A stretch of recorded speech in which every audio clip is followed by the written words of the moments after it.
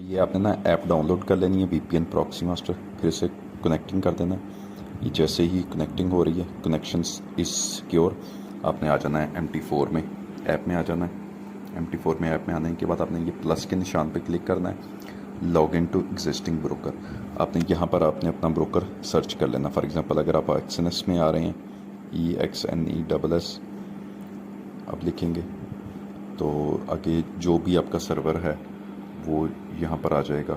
जो आपका सर्वर है वो आपने सेलेक्ट कर लेना है, ठीक है, जो आपका वहाँ पर सर्वर आ रहा है। फॉर एग्जांपल अगर इसी तरह आपका ब्रोकर डू प्राइम है तो आपने ये लिखेंगे तो यहाँ पर आ जाएगा। इसी तरह अगर आपका कोई और ब्रोकर है तो आप उसे सर्च करते हैं जो आपका, ये for example do prime live 2 है, इसमें आपने लॉगिन लगाना है, पासवर्ड लगाना है, साइन इन करेंगे तो आपका जो अकाउंट है वो साइन इन हो जाएगा इसमें।